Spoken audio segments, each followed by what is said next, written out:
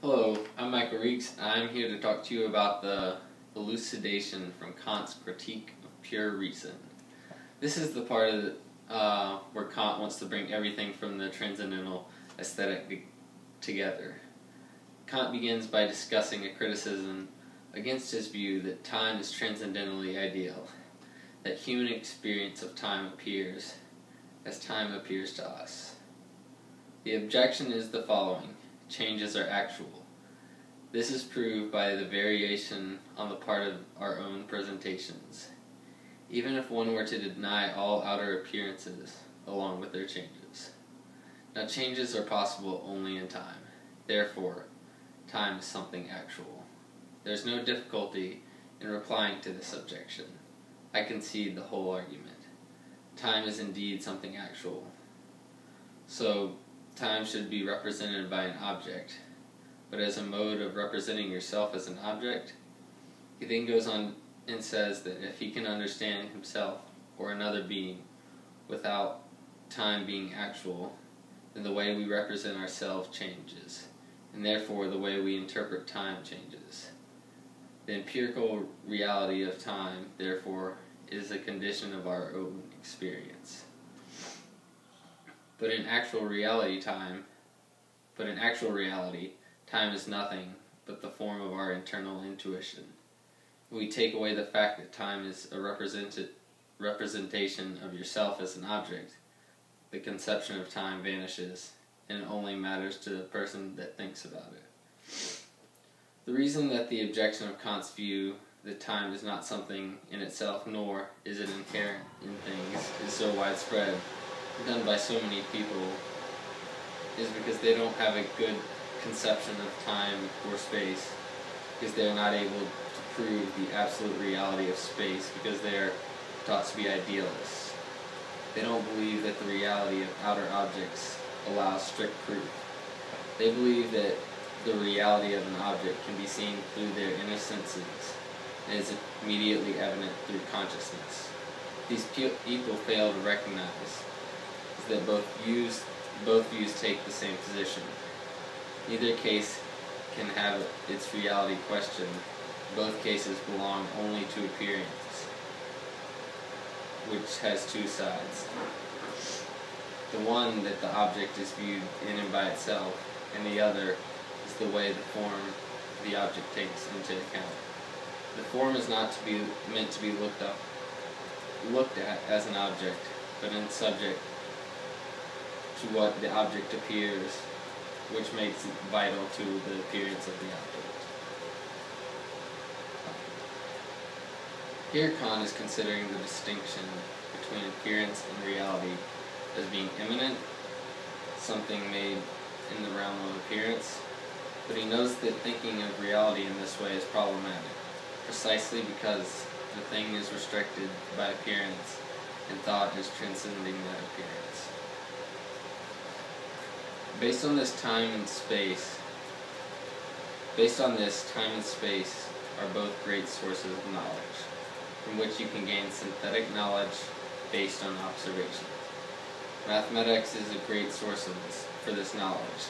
These two things are what seems to be the most sensible way to observe the world, just like how synthetic observations are formed based on their environment. The a priori sources of knowledge don't apply. The a priori sources of knowledge don't apply. They show objects for what they really are. They just show the limits of which we are able to observe these objects. The way they are observed is the only way in which we can judge them. You can make no use of them beyond this observation. The way that time and space are viewed in this way leaves empirical knowledge unaffected, because we are equally sure of it.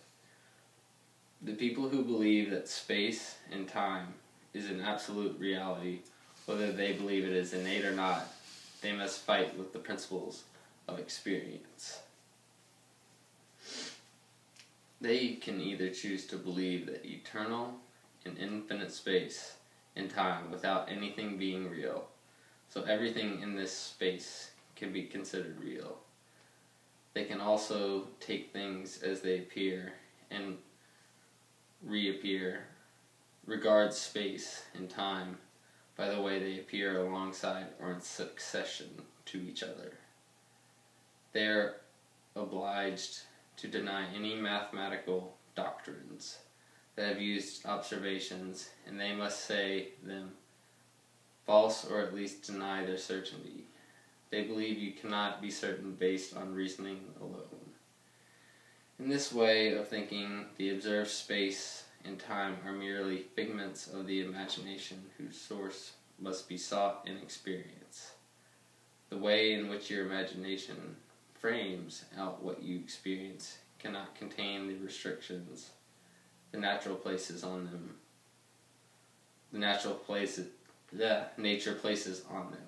because that would make them false if they come solely in the a posteriori, whatever.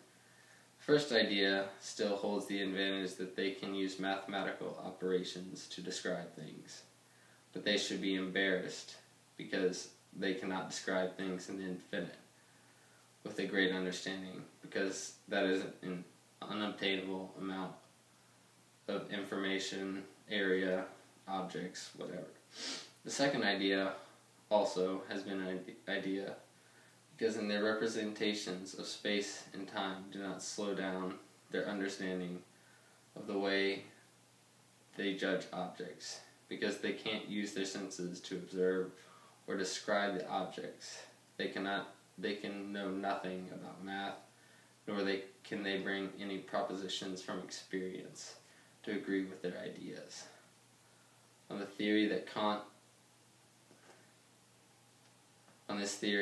Kant. Alright, so finally, the transcendental aesthetic cannot contain more than these two elements, space and time. This is because everything that is based on sensibility, where both elements are united, presupposing something is empirical. Motion presupposes the perception of something movable. In space there is nothing that is movable. Because of this, movable must be found in space through experience alone. So it must be empirically inferred. For this reason, the transcendental aesthetic cannot count alteration of experience data. Time itself does not alter, but only something which is in time. The concept of time thus presupposes the perception of something existing in succession of its determinations, that is to say, it presupposes experience.